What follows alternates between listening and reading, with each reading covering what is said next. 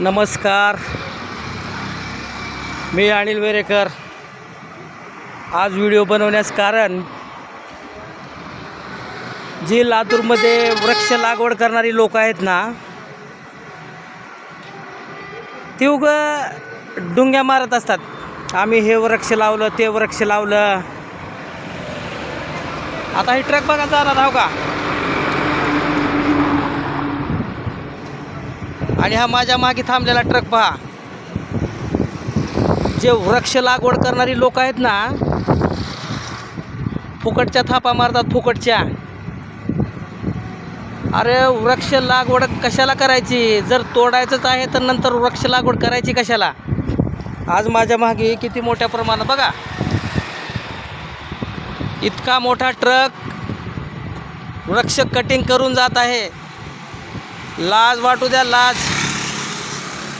पुढचं भविष्य खूप उन्हामध्ये आहे, उन्हामध्ये। आज इतक्या मोठ्या प्रमाणात ही वृक्षतोड होत आहे आणि त्याला कोणी देखील पाहत नाही।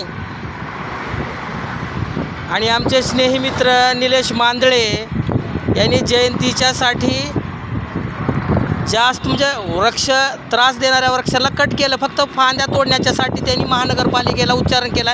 काही जातीय बांडगुळ त्या झाड तोडण्याच्यासाठी तिथं रस्त्यावर आडवे पडलेत। इथं कोण आडवं पडणार? इथं कमीत कमी 30 टनाचा ट्रक आहे, 30 टनाचा वृक्षतोडीचा, 30 टनाचा। लाज वाटू द्या, लाज। आज इतक्या मोठ्या प्रमाणामध्ये वृक्षतोड चालू आहे।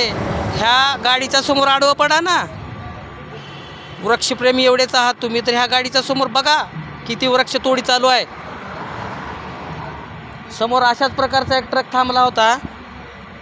कमीत कमी एक झाड 10 टनाच्या आसपासचं आहे। पहा नीट, उघडा डोळे।